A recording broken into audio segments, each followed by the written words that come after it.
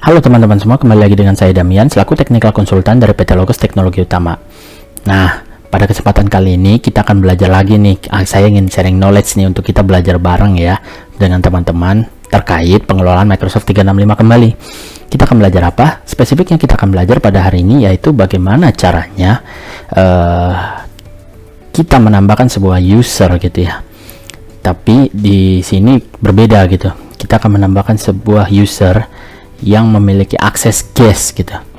Jadi bukan user biasa yang seperti teman-teman buat di tenan teman-teman gitu. Yang biasanya itu hanya untuk karyawan-karyawan gitu. Nanti kita akan beri lisensi nantinya untuk mereka bisa bekerja gitu ya. Di menggunakan layanan Microsoft 365. Nah, pada kali ini kita akan menambahkan yang namanya guest access atau guest user atau external user. Yang dimana ini dikhususkan ditujukan gitu atau ditujukan kepada user-user yang memang dari eksternal atau dari luar yang kita undang ke tenan kita ya sebagai tamu gitu ya.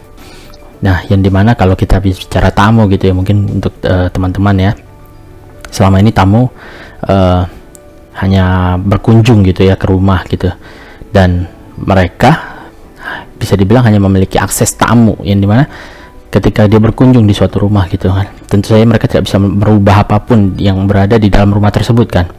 Nah, begitu juga dengan ini, dari analogi tersebut ya, begitu juga sama dengan ketika kita menggunakan Microsoft 365, kita ingin menambahkan guest user ini ke tenan kita gitu ya. Tenan kita ini basically rumah kita gitu ya.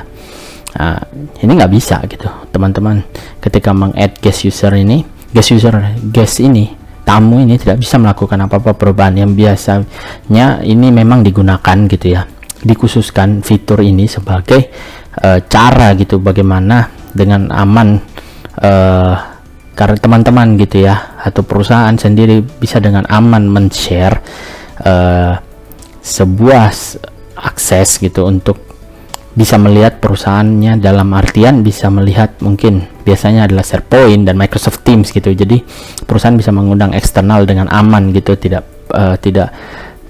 khawatir terkait adanya kebocoran data nanti, karena untuk guest user dia tidak akan bisa merubah apapun gitu. Tergantung bagaimana cara kita men-setting nanti di tiap-tiap layanan Microsoft 365 yang memang hanya yang kita inginkan untuk user itu bisa gunakan gitu. Nah, jadi basically seperti itulah untuk guest user ya. Artinya dia tidak bisa merubah banyak hal di Microsoft 365, bahkan tidak bakal pernah bisa gitu ya. Jadi tidak perlu khawatir buat teman-teman. Jadi memang ini dikhususkan memang buat perusahaan-perusahaan gitu ya yang ingin mengundang pihak eksternal untuk melihat gitu ya. Biasanya berbicara tentang kalau kita SharePoint itu dokumen gitu ya. Jadi hanya bisa diakses melalui view only gitu. Dia tidak bisa mendownload, dia tidak bisa mengedit gitu. Jadi basically hanya untuk melihat ya. Jadi itulah sedikit ya tentang guest access ini. Nah, semua pembuatan guest access ini sebenarnya dilakukan di Azure Active Directory gitu, atau AZD. Nah, langsung saja ya bagaimana caranya kita menambahkan guest user. Oh ya, satu poin lagi. Biasanya guest user ini bisa diindikasikan dengan domain dari email addressnya yang berbeda gitu. Ya, jadi di luar dari domain yang perusahaan teman-teman gunakan gitu, atau tenan yang digunakan gitu ya, domain yang di tenan yang ada di tenan teman-teman gitu. Nah, langsung saja bagaimana ya, kita langsung ke demonya. Di sini teman-teman bisa buka ya Microsoft 365 Admin Center. Kalau teman-teman yang melihat gitu ya daftar guest usernya dari 365 Admin Center, kita bisa akses gitu di guest user. Basically ketika kita buka guest user ya, di sini saya belum menambahkan apa-apa, tetap akan diarahkan ke Azure Active Directory. Ini bisa secara langsung tinggal diklik ya teman-teman. Nanti akan muncul tampilan ya, masukkan kredensial. Nanti akan muncul gitu ya portal dari Azure. Nah, akan langsung muncul begini. Ini salah satu caranya gitu ya untuk aksesnya. Lalu kita bisa langsung misalnya ke pilih ya dari Admin Center tadi ke Azure Active Directory. Saya mau akses dari sini saja. Baru di dashboard ini kita pilih user. Oke. Kita pilih new user. Nah, di sini ini sama saja tampilannya, lihat. Nah, jadi beginilah caranya untuk kita akses gitu ya. Nah, sekarang cara pembuatannya. Kita sudah pilih tadi ya, invite user. a new guest user to collaborate with your organization. Nah, misal saya ingin menambahkan namanya Damian, teman-teman masukkan gitu, masukkan email address-nya. Oke,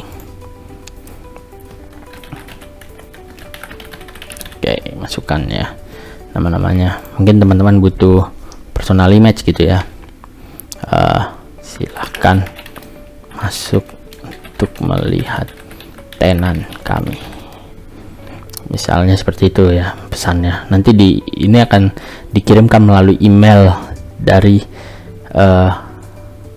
akun user email address terkait gitu.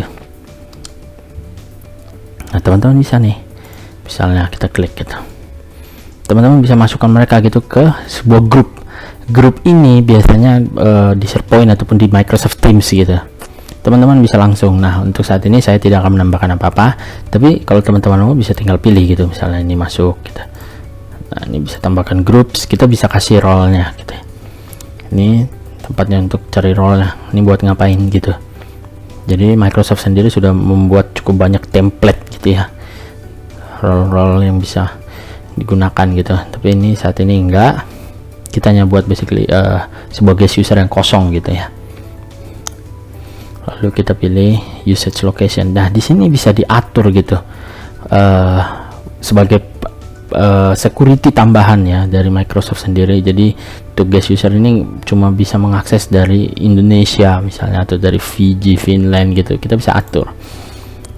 Nah, lalu ini terakhir kita tambahkan mungkin untuk lebih detailnya kita bisa tracking gitu ya, user ini siapa gitu bisa ditambahkan ya. Jadi basically ini begini, ini salah satu security tambahannya, kita langsung invite saja. Oke. Di sini bisa dilihat ya di punya kanan atas gitu notifikasinya bahwa telah berhasil gitu ya, user Damian di invite. Nah, lalu kita akan lihat di mana sih user Damian ini. Nah, di sini kita refresh ya. Jadi kalau belum muncul di refresh saja, jangan khawatir. Nah, muncul ya, nih dia berbeda, yang lain member, ini guest gitu. Nah, ketika kita lihat gitu ya, sebentar kita refresh ya teman-teman. Ketika kita lihat di guest user ini sudah ada tuh, beginilah akunnya. Nah, ketika kita lihat tandanya gitu ya, sebuah indikasi bahwa dia adalah eksternal akun adalah ketika kita lihat dari username-nya nantinya. Nih ada semacam tulisan XT gitu ya, eksternal berarti. Nah, dia menggunakan domain Raken Sheet ya, domain dari tenant ini gitu. Nah, lalu bagaimana kalau kita lihat dari sisi end user Damian Sitanggang gmail.com ini gitu ya. Nah, ini saya buka akunnya ya, ini melalui Gmail gitu. Dilihat ada invitation ya, Microsoft invitation on behalf of PT Maju sendiri, basically the same ya, PT Maju sendiri gitu. Nah, ini pesan yang tadi saya tulis gitu ya, accept invitation. Ketika kita accept,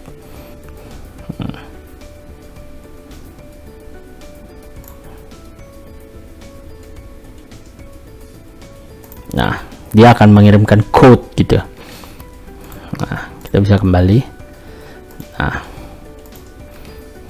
kita bisa copy saja code-nya gitu bisa.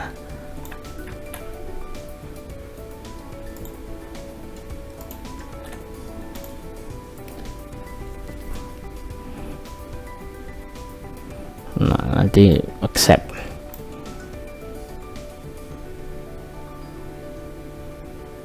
Nah, jadi tinggal ditunggu. Nah, beginilah tampilannya gitu dari sisi end user ya nantinya ya.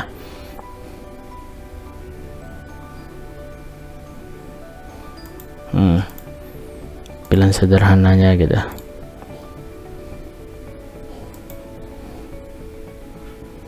Baik, mungkin begitu ya terkait penambahan guest user dari melalui gitu ya Azure Active Directory di Microsoft 365. Nah, jadi ada beberapa poin di mana di guest user tersebut ini nanti bisa mengakses gitu. Kita bisa berikan akses nantinya di misalnya di Microsoft Teams atau SharePoint biasanya. Tinggal bagaimana teman-teman men-setting gitu permission level di masing-masing layanan tersebut gitu. Nanti bisa mungkin ada videonya juga di channel YouTube PT Logos Teknologi Utama terkait permission level di SharePoint, atau nanti kami akan mungkin akan membuat beberapa tutorial juga ya di beberapa layanan lainnya terkait permission levelnya gitu. Dibuat untuk menjaga atau merestrict guest tersebut bisa apa begitu. Oke, mungkin itu saja, sekian video pada kali ini. Mohon maaf bila masih ada kurang lebihnya. Sampai jumpa di next video. Terima kasih.